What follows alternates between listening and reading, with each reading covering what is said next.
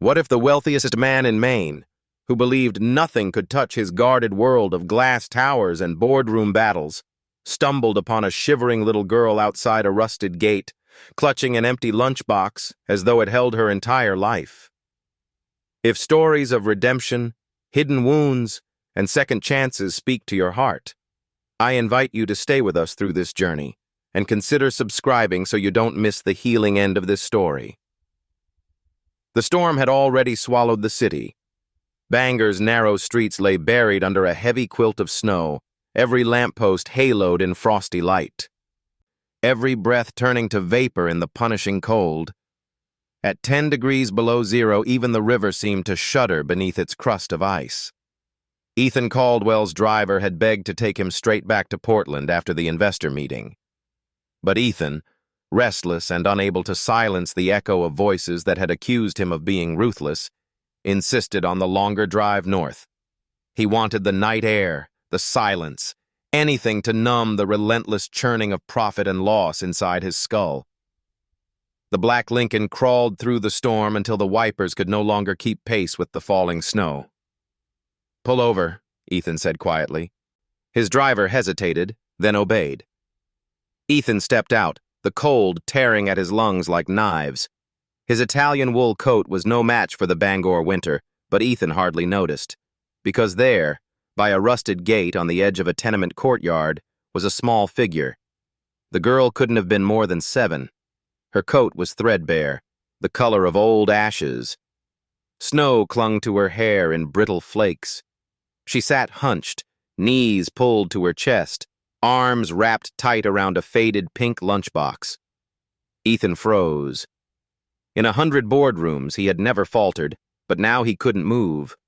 The girl looked up, her eyes, wide and gray as the Atlantic in a storm, met his.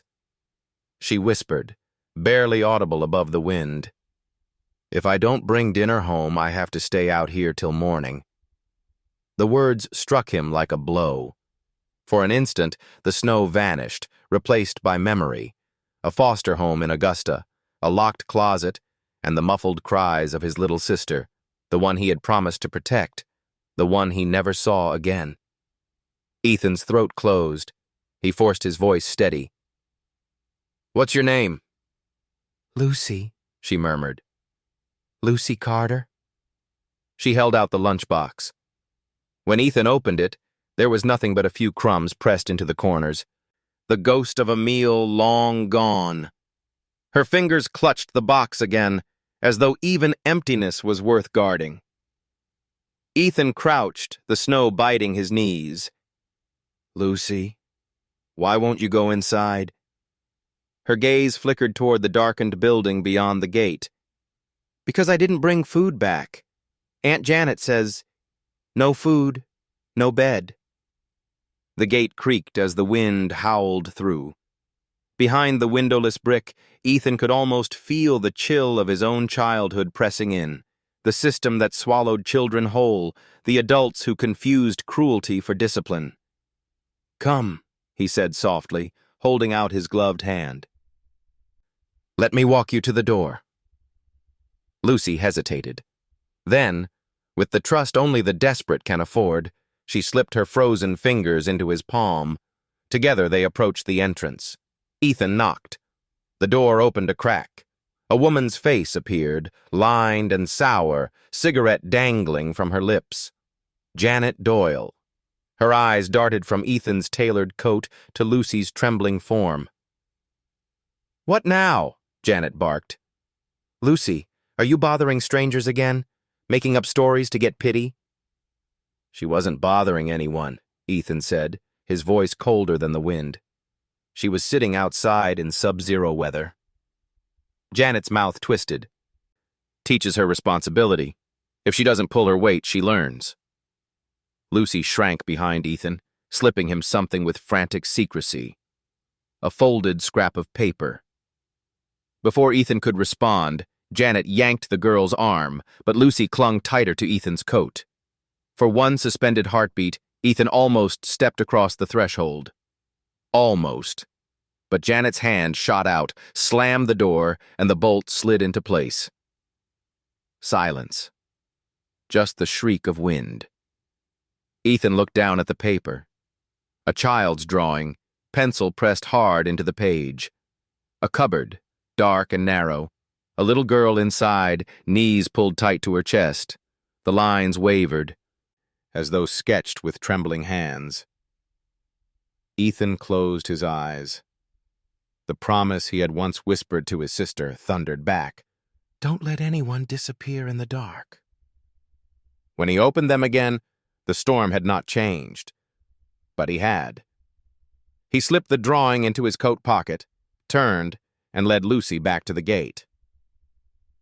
"I'll come back," he said quietly, forcing her to look at him.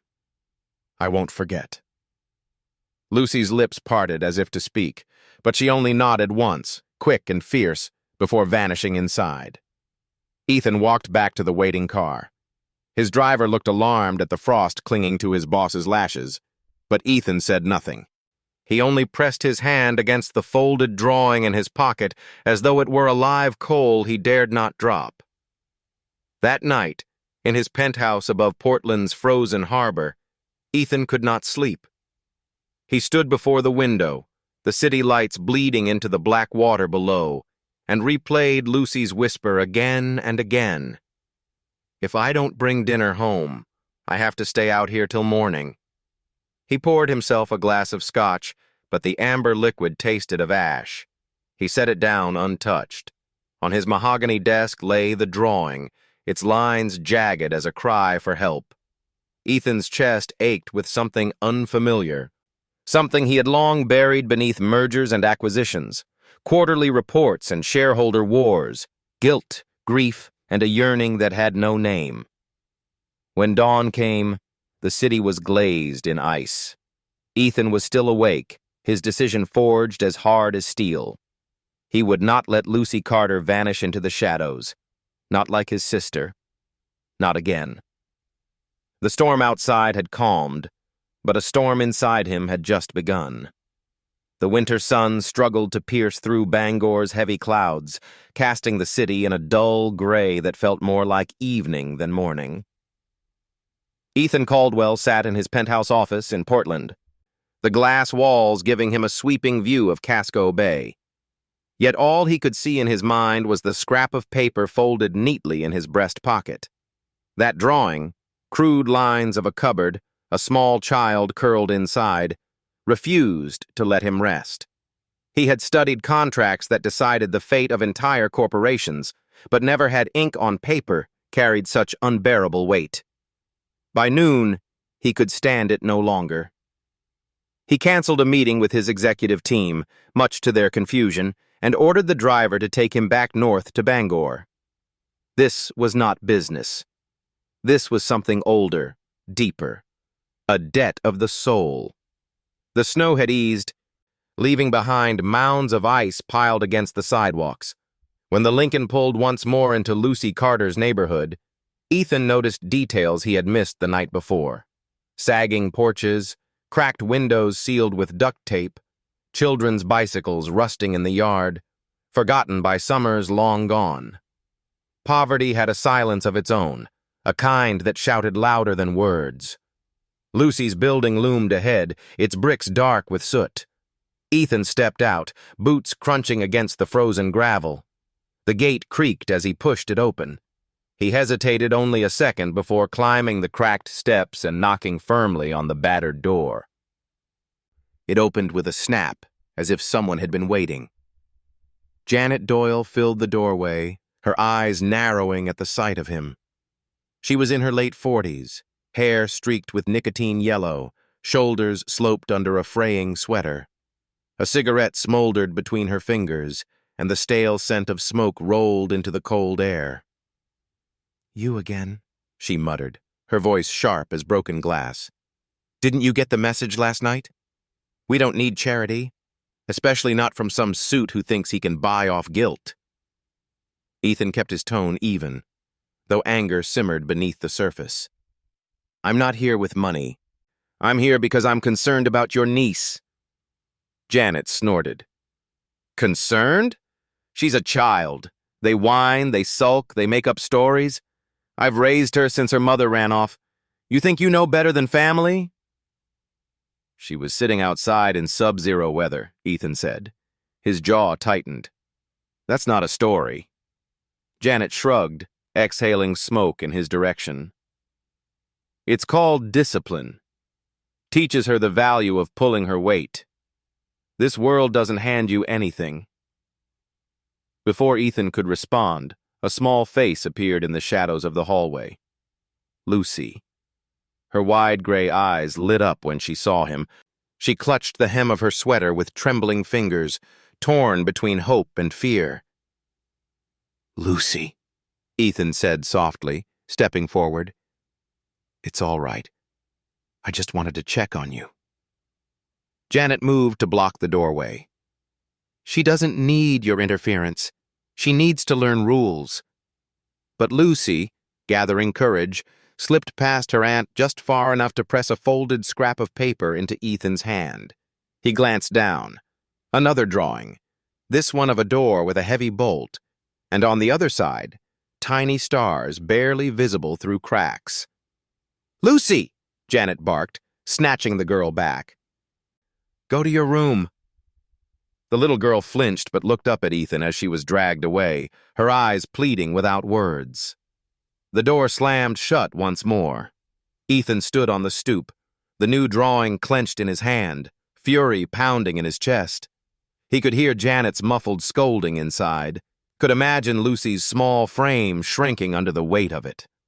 For a long moment, Ethan remained frozen, staring at the locked door. Every instinct in him wanted to break it down, to rip Lucy from the shadows that threatened to swallow her whole. But he knew that to storm in without cause would risk everything. The system had rules, and this time he would have to play them carefully if he wanted to win.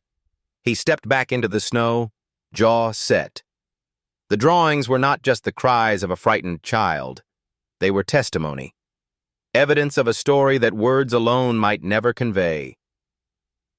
By the time he returned to Portland that evening, Ethan had already begun drafting a plan. But even in the warmth of his penthouse, as city lights glittered across the harbor, he could not forget the look in Lucy's eyes when she slipped him that second piece of paper. It was the look of someone on the edge of being forgotten, whispering through the cracks, "Don't let me disappear." And for the first time in years, Ethan Caldwell felt something stir in him that no deal, no merger, no fortune had ever managed to ignite. A vow that he would not let this child fall into the dark. Not again. The city of Portland lay quiet beneath its frozen veil. Ships sat still in the harbor, their masts ghostly outlines against the dark water. From the penthouse windows, Ethan Caldwell stood staring at the horizon, where the sea met the sky in a blur of icy blue. He had not slept. On his desk, 2 drawings lay side by side. 1, the cupboard with a child curled inside. 2, the bolted door with faint stars leaking through cracks. Together they formed a story more devastating than any corporate scandal he had ever uncovered. These were not doodles. They were confessions drawn in graphite by a child who had no one else to speak for her. Ethan had faced hostile takeovers, SEC inquiries, and lawsuits that threatened billions. Yet none of those nights had shaken him like this one. He poured coffee at 3 a.m., but his hands trembled as though he were standing in that Bangor alley again, watching Lucy's lips turn blue from the cold. He walked the length of his penthouse, its glass walls and polished floors echoing like a cavern. This space, worth millions, felt emptier than ever. He thought of Lucy's room, a storage cupboard lined with dust and mold. The contrast nearly broke him. Memories surged, unwelcome but unrelenting. His younger sister, Anna, hidden away by foster parents who believed silence was discipline. Ethan had been 12, powerless. He still remembered her voice whispering through the crack of a door. "Don't let them forget me." But the system had forgotten her, and so had he, until she was gone. He clenched his fists. He had sworn never to remember that night, Yet Lucy's eyes had shattered the wall he built around the past. At dawn, the city was painted silver. Ethan pulled on his coat and walked out to the balcony. The cold wind stung his face, but it also cleared his mind. He knew what he had to do. By 8 o'clock, he was back inside, dialing numbers rarely used. He called his head of security and instructed them to arrange a discreet welfare check through contacts at the local precinct. Then he phoned a friend from law school, Amelia Grant, a lawyer who had dedicated her career to child advocacy. Amelia answered groggily. "Ethan? Do you have any idea what time it is?" He ignored her tone. "I need your help. It's a child protection case. Bangor. 7-year-old girl named Lucy Carter. The aunt is abusive, emotional, maybe physical. I have drawings that show confinement." There was silence. Then Amelia's voice sharpened. "You? Calling me about child protection? Ethan, you spend your life protecting assets, not children." "Not this time," he said, voice low. This one I can't ignore." Something in his tone made Amelia pause. "All right, send me what you have. I'll run it by OCFS contacts." Ethan ended the call, already moving. He gathered a bag, warm clothes, boots in a child's size, a thick knit sweater, and on impulse, a small thermos of hot cocoa he ordered from the cafe downstairs. He added a paper bag with fresh bread and apples. Then he left the penthouse, not as a CEO on his way to a board meeting, but as a man chasing a promise he once failed to keep. The drive back to Bangor felt shorter this time. Snow still rimmed the sidewalks, and the river smoked with cold. When he reached Lucy's building, he found the gate half buried in drifts. He carried the bag inside, climbed the steps, and knocked. No answer. After a moment, the door cracked open. Lucy peeked out, her hair tangled, her sweater too thin for the morning chill. Relief flickered in her eyes when she saw him. "Aunt Janet's at work," she whispered. "She leaves early." Ethan crouched, holding up the bag. "I brought something for you. Can I come in?" She hesitated, then nodded, opening the door just wide enough. The apartment was worse than he imagined. Wallpaper peeled in strips, a faint stench of mildew hung in the air. The radiator was silent. He followed Lucy down the hall until she stopped at a narrow door and pulled it open. "This is my room," she said. It wasn't a room. It was a storage cupboard, barely large enough for her small frame. A thin blanket lay on the floor. A single flashlight sat on the shelf, half dead. "When I'm bad, I kneel here," Lucy whispered, lowering her eyes. Ethan's chest tightened. Rage roared inside him, but he forced his voice steady. "Lucy, no child should ever be treated this way." He pulled her gently from the cupboard and sat her on the couch in the front room. He handed her the thermos, watching her eyes widen at the steam curling from the cocoa. She sipped carefully, hands shaking as though afraid it might vanish. Then he placed the sweater over her shoulders, the bread and apples on the table. She touched the fruit as if it were treasure. "Lucy," Ethan said softly, kneeling to meet her eyes. "I promise you this. You won't be alone anymore. Not tonight. Not tomorrow, not ever." Her lips trembled. "But Aunt Janet says nobody cares. She says I should be thankful I even have a home." He reached out, brushing a strand of hair from her face. "She's wrong. You matter. And starting now, I will make sure the right people know." He pulled out his phone and called Amelia again. "I've seen it. She lives in a cupboard. She's malnourished, neglected. I want emergency action today." Amelia's voice was brisk now, all business. "Stay with her. Don't let anyone move her until I get there with OCFS. This is going to move fast, Ethan. Are you ready for that?" "I've never been more ready." Lucy leaned against his shoulder, cocoa warming her tiny hands. For the first time since their paths had crossed, Ethan felt the weight in his chest shift. Not gone, but lighter. The White Knight had given him a choice: ignore the past or redeem it. And in the quiet of that freezing morning, he chose redemption. The cold in Bangor seeped into everything. It crept under doors, slid across window sills, and gnawed at bones. Inside Janet Doyle's apartment, however, the cold was not only from winter air. It came from the absence of warmth, the absence of care. Ethan Caldwell sat on the threadbare couch, his long frame almost too large for the cramped space. Lucy sat beside him, legs tucked under her, sipping what remained of the cocoa he had brought. Her small hands clung to the thermos as if it were the only source of light in a dark world. "Show me," Ethan said gently. Lucy blinked. "Show you what?" "The place where you have to go when she says you're bad." Her eyes darted toward the narrow hallway. Hesitation clouded her face. She was 7, yet her shoulders already bore the weight of a soldier who knew fear too well.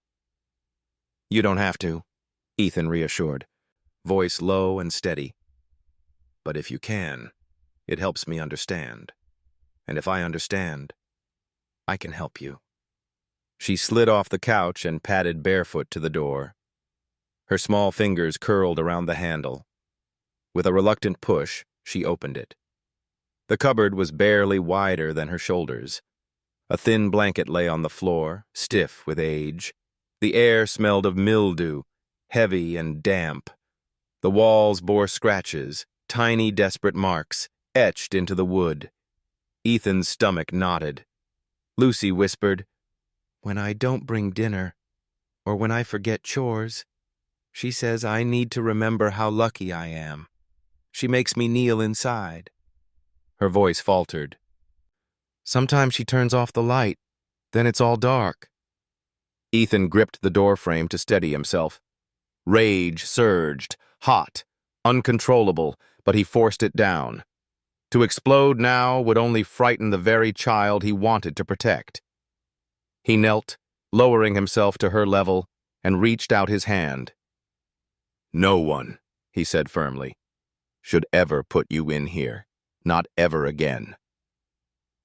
Lucy's gray eyes searched his, uncertain whether to believe. Trust was not something given easily. It had to be earned, moment by moment. Ethan closed the cupboard door softly, as if sealing it off from her forever. "Come," he said. "There's somewhere I want to take you." Within the hour they were in his car, the heater blasting against the frigid air. Lucy sat in the back seat, wrapped in the sweater he had brought, her small hands clutching the apple he had given her. She nibbled at it cautiously, as though waiting for someone to snatch it away. "Where are we going?" she asked. "To make sure you're all right," Ethan replied. "A doctor will help us, just to check. Nothing to be afraid of." Her gaze flickered with worry. "Will Aunt Janet be mad?" Ethan met her eyes in the rearview mirror. "Right now, you're safe with me. That's all that matters." Eastern Maine Medical Center rose ahead, its glass and steel shining faintly against the snow. Ethan guided Lucy inside, where the warmth and fluorescent light felt almost foreign after the darkness of Janet's apartment. Nurses looked up, their faces softening as they saw the little girl's pale cheeks and trembling frame. Dr. Renee Simmons arrived swiftly, her presence brisk yet kind. She crouched down in front of Lucy. "Hello, sweetheart. I'm Dr. Simmons. I just want to make sure you're healthy. Would you like some juice while we talk?" Lucy nodded timidly. The doctor led her into an exam room, Ethan following. One by one, layers of truth revealed themselves under clinical light. Frostbite beginning on her toes, malnutrition evidenced by brittle hair and pale skin, bruises in different stages of healing. Ethan stood silently by, fists clenched at his sides, his jaw tight as marble. Every mark on Lucy's body was an indictment. Dr. Simmons straightened, her expression grave. This isn't discipline. This is neglect and abuse. Her words carried the weight of law, not opinion. She stepped out, returning moments later with a woman in a navy coat and a folder tucked under her arm. "Mr. Caldwell," she introduced. "This is Karen Willis from the main office of Child and Family Services." Karen offered Ethan a brief nod before turning her attention to Lucy, her voice gentle. "Hi, Lucy. My job is to keep kids safe. Do you feel safe at home with your aunt?" Lucy's lips pressed together. She didn't answer with words. Instead, she pulled the folded drawing from her pocket, the one of the cupboard, and handed it silently to Karen.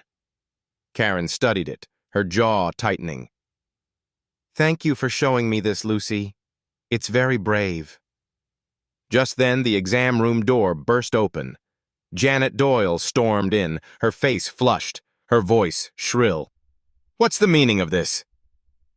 "You think you can drag my niece to a hospital without my consent? She's my responsibility, not yours." Lucy flinched, shrinking back on the table. Ethan stepped forward, placing himself between Janet and the girl. Karen raised her hand firmly. "Miss Doyle, you need to step back. Based on medical findings and this child's disclosure, we have reasonable cause to initiate emergency intervention." Janet's eyes bulged. "Intervention? She's my niece. You have no right." Karen's tone cut like steel. "We do. Effective immediately, Lucy will remain under protective custody pending investigation. This is no longer a family matter. This is child abuse." Janet's protest faltered. For the first time, a flicker of fear crossed her face. Lucy's small hand clutched Ethan's sleeve. Her whisper was barely audible. Please don't let them send me back. Ethan bent down, his voice low but unwavering. "You're not going back. Not tonight. Not ever again." The hospital room smelled faintly of antiseptic and warm cocoa. Snow pressed silently against the windows, muting the world outside. Ethan Caldwell stood at the foot of Lucy's bed, his broad frame still and watchful. The little girl slept curled under a thick blanket, her chest rising and falling in steady rhythm. But the peace was fragile. Behind it lay bruises, fractures, and scars too deep for the eye to measure. Dr. Renee Simmons reviewed her notes, glasses slipping down her nose. She glanced at Ethan. "The findings are clear: malnutrition, frostbite damage beginning on her toes, multiple contusions in different stages of healing, and here," she held up an X-ray, "a fracture in her right index finger that healed without medical attention, likely several months old." Ethan's jaw clenched. He had heard quarterly reports detailing billions lost in stock crashes without flinching. But this, one child's pain recorded in cold clinical language, shook him in ways numbers never had. Dr. Simmons' tone hardened. "This isn't occasional neglect. It's systemic, deliberate. The evidence will hold in court." Karen Willis, the OCFS caseworker, opened her folder and began recording. "Reasonable cause for emergency intervention is already established. These medical findings strengthen the case for removal and criminal charges against Ms. Doyle." Just then, the door slammed open. Janet Doyle barged in, her voice shrill. "You people think you can steal my niece? You've got no right!" Lucy stirred in the bed, her small hand gripping the blanket tighter. Ethan immediately stepped between Janet and the child, his presence immovable. "Janet," Karen said firmly, "the state of Maine now has protective custody of Lucy Carter. You are not permitted to remove her from this facility." "You can't do this! She's blood!" Janet spat. Dr. Simmons' eyes flashed. "Blood doesn't excuse broken bones." Karen didn't flinch. She placed an official notice on the bedside table. "Until further order of the Penobscot County Court, Lucy remains in state custody. And based on these findings, your guardianship is under investigation. Janet's face twisted, fury giving way to fear. She's lying! That brat makes up stories! Ethan's voice cut through the room low and cold. Those bruises don't lie. That fracture doesn't lie. And neither does the look in her eyes when she hands over drawings of the dark cupboard you locked her in. For a moment, silence filled the room. Janet glared at him, but her words faltered. Under the weight of evidence, denial crumbled like thin ice. Karen signaled to hospital security, who gently but firmly escorted Janet out. Her protests faded down the corridor, leaving only the soft hum of medical machines behind. Lucy whimpered in her sleep. Ethan moved to her side, smoothing the blanket over her shoulders. His hand lingered, protective. Not again, he vowed silently. Never again. By the next morning, the evidence file had grown thick. Ethan watched as Amelia Grant, his old friend now serving as Lucy's attorney, spread documents across the hospital conference table. Here we have the full medical report, Amelia explained, tapping the folder. Multiple injuries consistent with ongoing abuse. Here, she held up photographs Dr. Simmons had taken, documentation of bruises, frostbite, malnutrition. Karen added, we also have statements from neighbors. 2 different witnesses saw Lucy outside at night in freezing temperatures. One recalls her sitting with an empty lunchbox. Ethan swallowed hard, remembering the night he first saw her by the gate. Amelia continued briskly. This is irrefutable. Combined with Lucy's own disclosures, the drawings, this will convince the judge to remove Janet Doyle's guardianship and pursue charges. And custody? Ethan asked quietly. Amelia met his eyes. Temporary protective placement can be arranged. But understand, Ethan, state procedure leans toward foster care, not private guardianship. Unless what?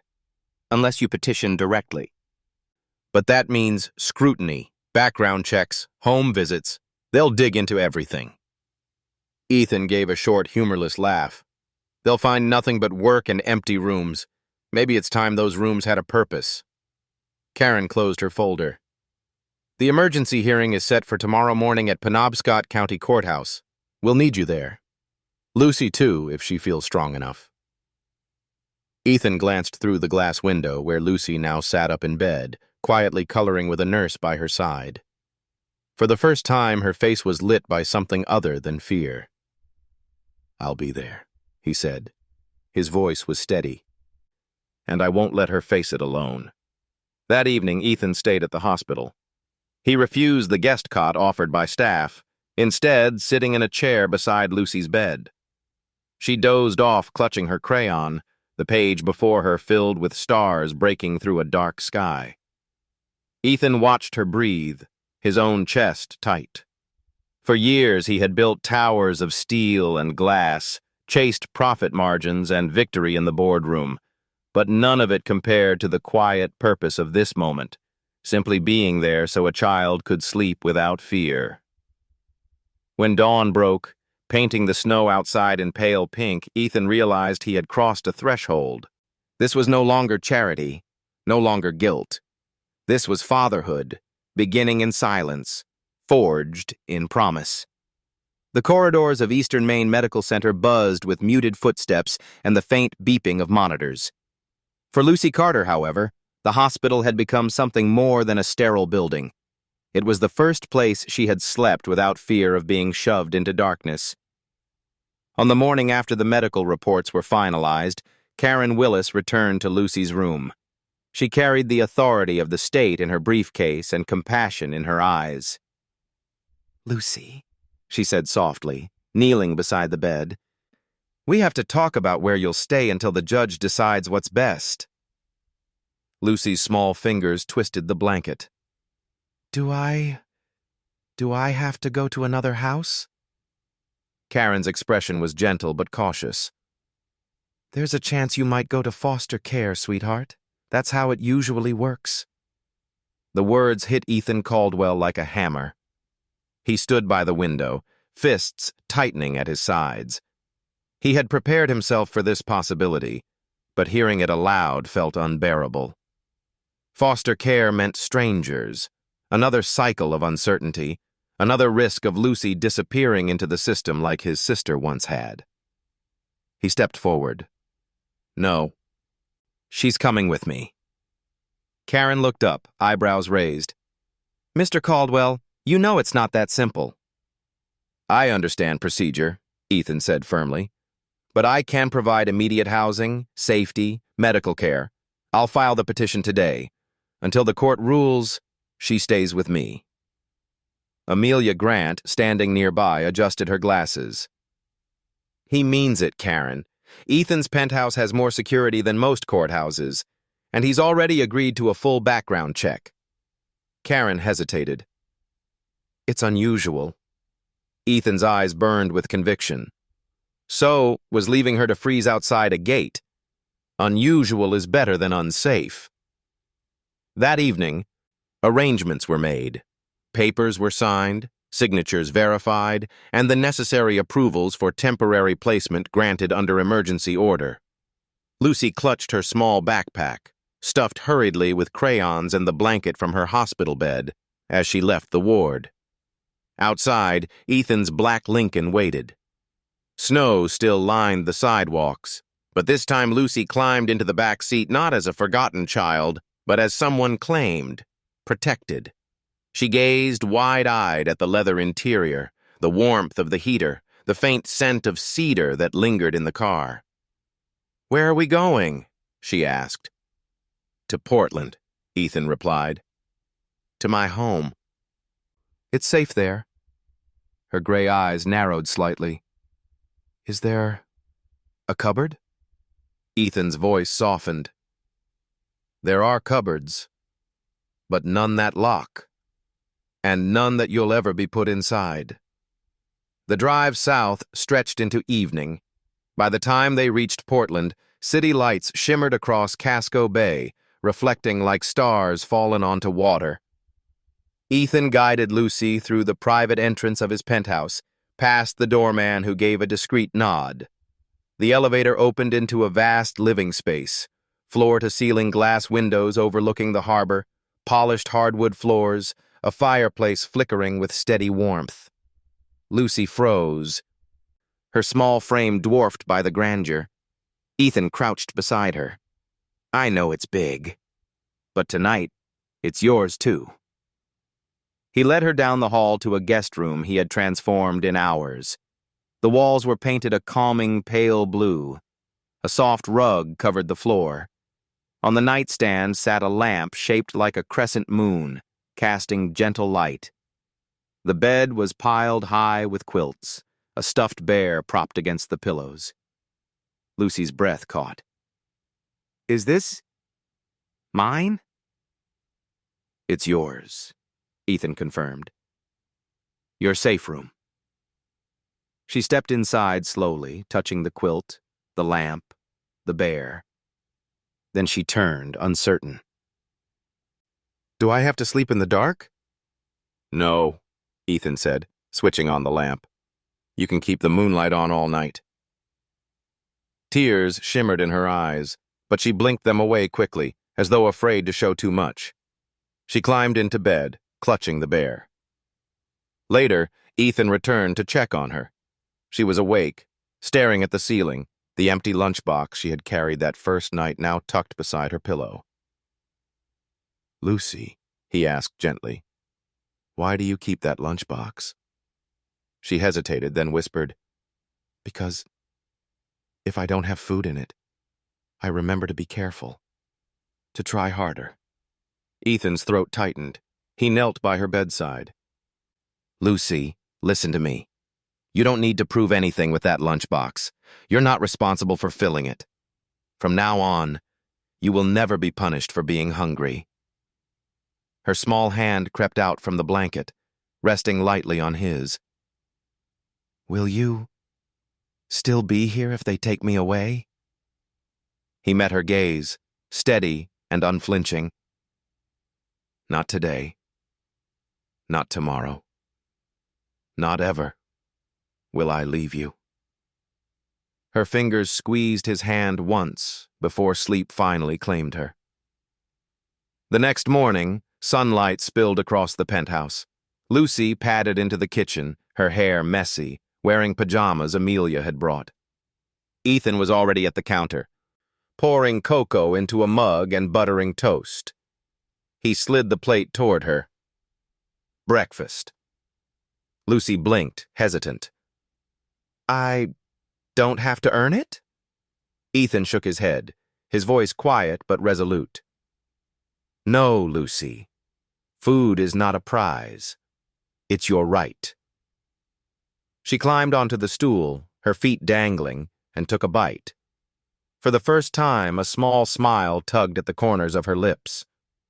Ethan watched, a strange warmth spreading in his chest. He realized that for all his years of conquering markets and rivals, the greatest victory was simply this: giving a child the safety to smile over toast. But his phone buzzed on the counter, reminding him of reality. A message from Karen.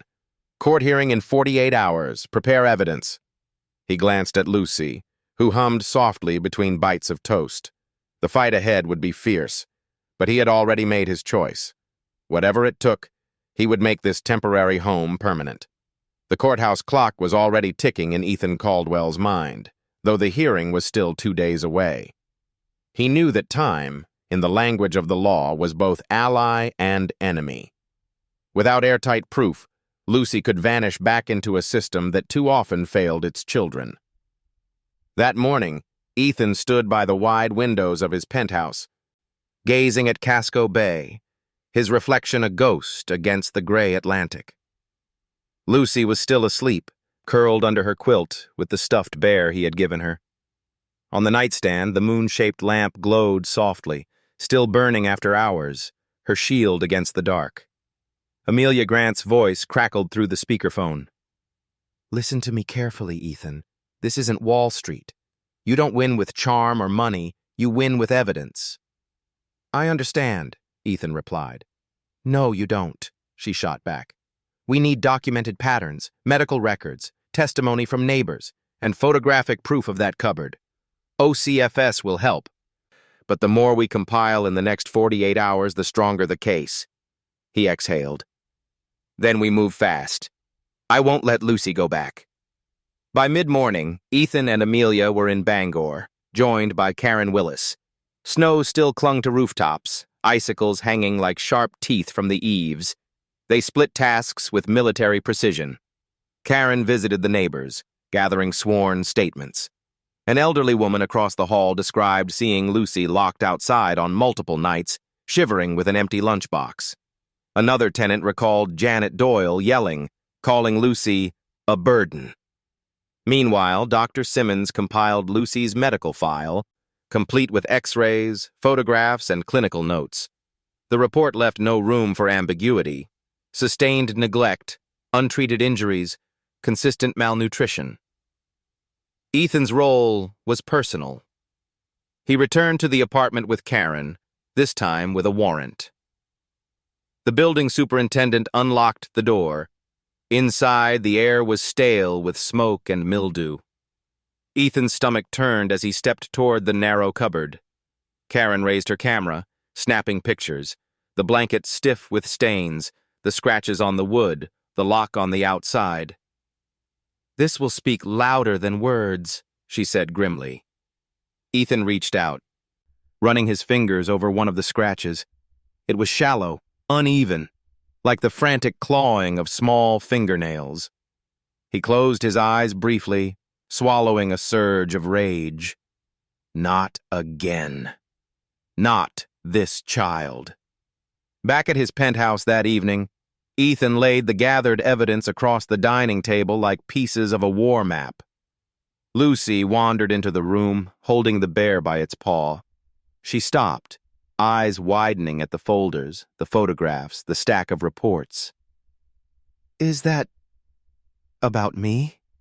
She asked softly. Ethan crouched beside her. Yes. These are things that will help the judge understand. So you never have to go back to that cupboard again. Her lips trembled. But what if they don't believe? He looked her squarely in the eye. They will, because the truth is stronger than lies, and because I promised you, I won't let you be alone again. She nodded, then surprised him by slipping a folded page from her pocket. A new drawing. Herself standing under a lamp with stars pouring out around her. She handed it to him silently. Ethan placed it on top of the evidence pile. This, he said, his voice breaking, is the most important piece of all. The night before the hearing, tension hung in the air like a storm. Amelia paced the living room, rehearsing arguments aloud. Karen cross-checked statements against official forms. Ethan brewed cocoa for Lucy, who sat curled on the couch, coloring absent-mindedly. At one point, Lucy looked up, her voice no louder than a whisper. If they take me away, will you come back for me? The room stilled. Amelia froze mid-sentence.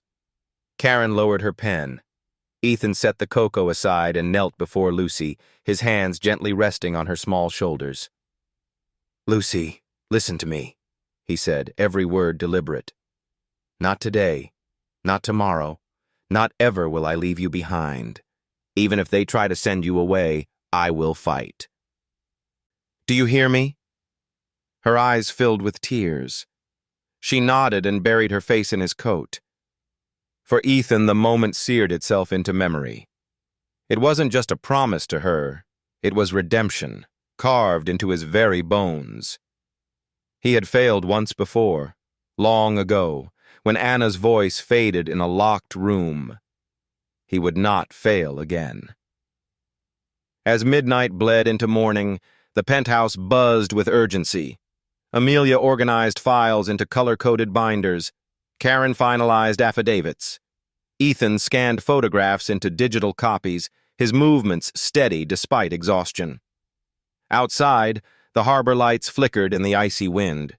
Inside, the three adults worked as though they were defending not only one child, but the very idea of justice itself. By dawn, the file was complete. Thick, unyielding, irrefutable. Ethan looked down at Lucy, asleep on the couch, her bear tucked under her chin. For the first time in years, he felt a surge of something deeper than victory, deeper than ambition. It was love, raw, protective, and absolute. And as the first light of day crept across Portland, Ethan Caldwell knew that the real battle had only just begun. The courthouse in Bangor stood stark against the winter sky, its columns wrapped in wind like stone sentinels bracing against the storm. Inside, the air buzzed with the low murmur of lawyers, caseworkers, and clerks shuffling files. It was not a grand building, but for Lucy Carter, it was an arena where her future would be decided. Ethan Caldwell adjusted the collar of his coat as he entered. Amelia Grant at his side, arms full of binders. Karen Willis walked a step behind, clutching the affidavits and medical reports. Ethan scanned the hall until he spotted Lucy, her small hand wrapped around the stuffed bear he had insisted she bring, the moon-shaped lamp too fragile to travel but remembered in her heart. Lucy's eyes flickered up at him, searching. Ethan gave a small nod, steady and sure. We're here, Lucy, together. The courtroom itself smelled faintly of old wood and paper. Judge Evelyn Harris presided from the bench, her silver hair tied neatly, her gaze sharp but not unkind. She had seen too many of these cases, yet each one carried the weight of a child's life. Case of the state of Maine versus Janet Doyle, the bailiff called. Matter of custody for minor, Lucy Carter. Janet Doyle sat at the defense table, her posture rigid, lips pressed thin. Beside her, a private attorney shuffled papers, his suit expensive but his eyes wary. He knew the strength of the evidence against them. Amelia began. She rose gracefully, her voice clear. Your Honor, this case is not about discipline. It is about cruelty. We present medical reports documenting untreated fractures, malnutrition, frostbite, and bruises of varying age. We present photographic evidence of the cupboard where this child was confined as punishment. We present sworn testimony from neighbors who saw Lucy left outside in freezing temperatures. She placed the thick binder on the judge's bench. The evidence is irrefutable. The judge flipped through the documents, her expression hardening. The defense lawyer stood. Your Honor, my client only exercised strict discipline. Children exaggerate, neighbors gossip. My client provided shelter when the girl's own mother abandoned her. This is family business, not state interference. Karen Willis stepped forward, voice firm.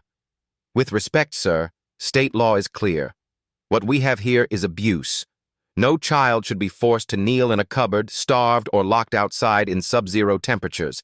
Blood does not excuse brutality. Judge Harris raised an eyebrow. Bring the child forward. Lucy's small frame seemed to tremble as she stood, clutching the bear. Ethan moved beside her, his presence solid, anchoring her to courage.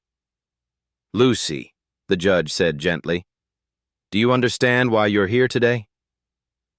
Lucy nodded, eyes downcast. Can you tell me what happens at your aunt's house? Silence stretched. The courtroom seemed to hold its breath. Lucy's fingers tightened around the bear's paw. Then she lifted her gaze, her voice quivering but resolute. If I don't bring dinner home, I have to sit outside. Sometimes all night. If I don't finish chores, I have to kneel in the cupboard. It's dark. I can't breathe right, but... She hesitated, then pointed toward Ethan. At Mr. Caldwell's house, there's a moon lamp. I can sleep with the light on, and no one makes me be hungry. Her words sliced through the courtroom like truth laid bare. Even the defense lawyer faltered. Ethan felt his chest ache. For all his wealth, all his power, he realized nothing compared to the simple act of giving a child a lamp and food without condition.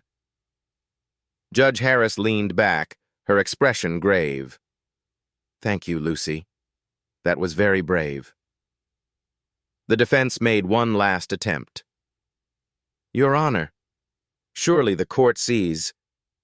This man is a stranger, a wealthy executive who swooped in for reasons of guilt or ego. Foster care is the proper channel, not temporary indulgence from someone who doesn't understand responsibility. Amelia's rebuttal was sharp.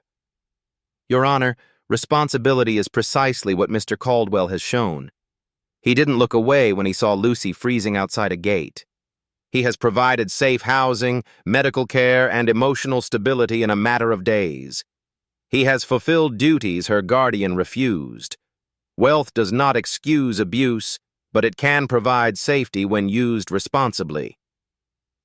Ethan rose then, unplanned, his voice steady, though his hands trembled at his sides. Your Honor, I built towers of steel and glass, but none of that matters here. What matters is that a child should never believe hunger is punishment. What matters is that Lucy Carter has already been invisible for too long. I am here to make sure she is invisible no more. The silence afterward was profound. Even Janet's eyes flickered with something between fear and defeat. Judge Harris folded her hands. The decision of this court is as follows. Guardianship of Janet Doyle is hereby revoked. The state will pursue charges of child abuse and neglect. Temporary custody of Lucy Carter is awarded to Ethan Caldwell pending further review. A sob caught in Lucy's throat. She turned, clutching Ethan's coat, burying her face against him. Ethan bent down, whispering, You're safe now. Truly safe. The gavel struck wood. The case was adjourned, but the battle for permanence still lay ahead. For the moment, however, light pierced through the cracks of Lucy's long darkness. Outside, as they stepped into the cold, Lucy tilted her face to the sky. Snowflakes landed on her lashes, melting into tiny drops. She whispered, almost to herself. No more dark. Ethan squeezed her hand. The words etched themselves into him, a vow not only to her, but to the child he had once lost. The courthouse behind them faded into the winter haze. Ahead stretched the uncertain road of appeals, evaluations, and hearings. But for now, Lucy Carter was not alone. For now, she was home. The ruling at the Penobscot County Court had given Ethan Caldwell temporary custody, but the echoes of the gavel still rang in his ears as if it had marked the beginning of a new life. Not just for Lucy, but for him. That night, the penthouse felt different. It no longer seemed like a monument to solitude. Instead, it hummed with the faint sound of a child's laughter as Lucy darted across the living room, her socks sliding on the polished wood floor. Ethan watched from the couch, surprised at how easily her joy reshaped the silence that had once suffocated him. Lucy carried a bundle of crayons and paper. She settled at the table and began sketching with fierce concentration. Ethan leaned over. "What are you drawing?" She bit her lip, eyes bright. "A door, but this time it's open, and the stars are coming through." He stared at the page. Where once she had drawn a cupboard locked in shadow, now she sketched light spilling outward, tiny stars scattering across the page like seeds of hope. His throat tightened. That's beautiful, Lucy. She grinned shyly. It means I don't live in the dark anymore. The following weekend, Ethan drove her back to Bangor, not to Janet Doyle's apartment, but to the alley where he had first found her.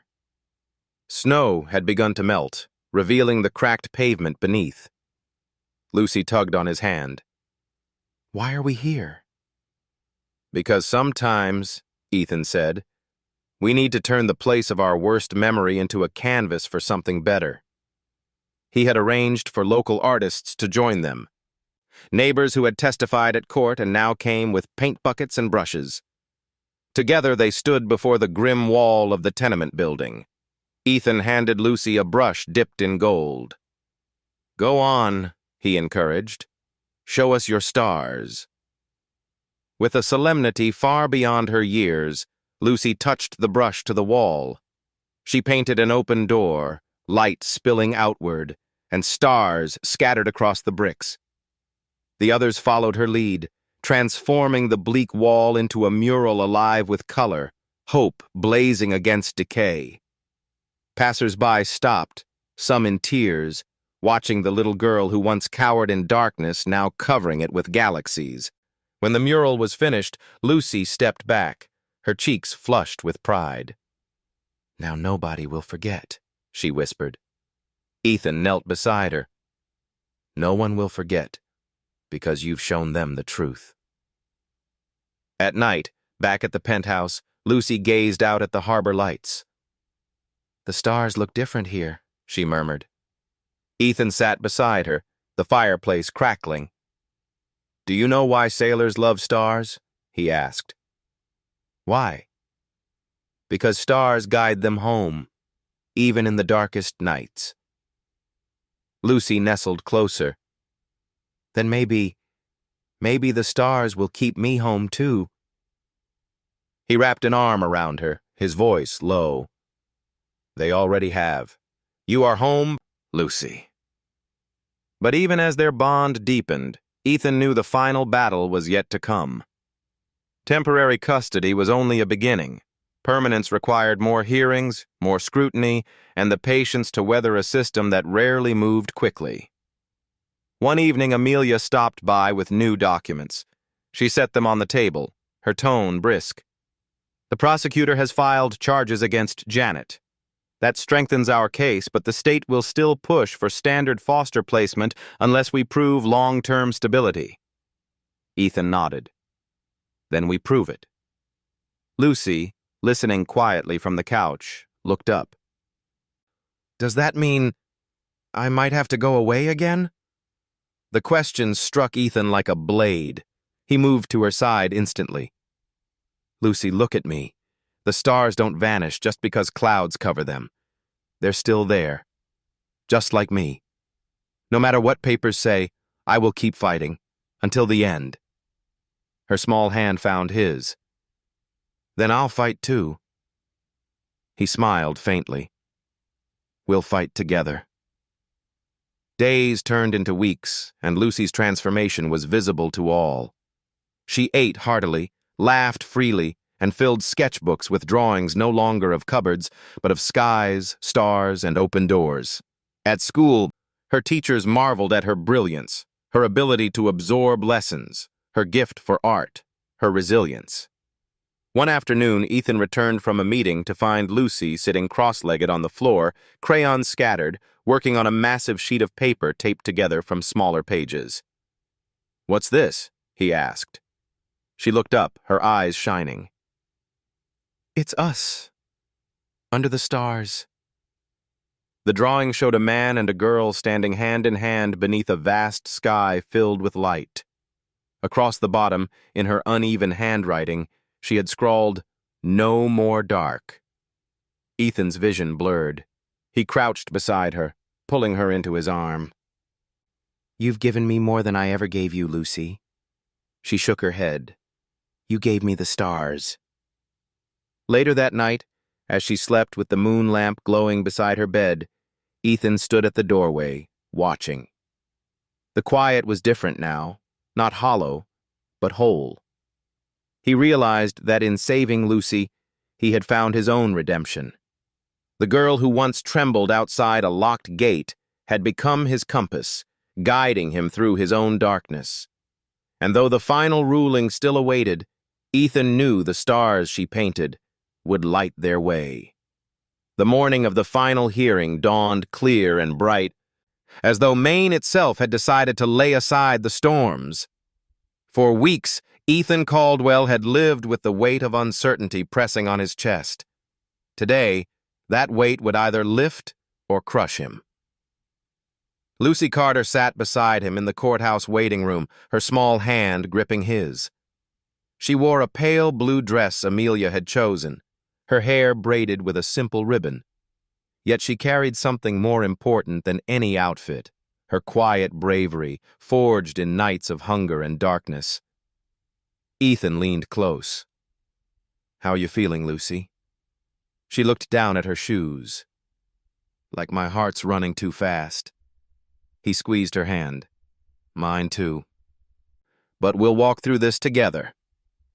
Inside the courtroom, Judge Evelyn Harris once again presided. The air felt heavy with finality. Amelia stood ready, her folders stacked neatly. Karen Willis sat nearby, her case notes spread before her. Across the aisle, Janet Doyle was absent, already awaiting trial on criminal charges. Today's matter was no longer about her. It was about Lucy's future.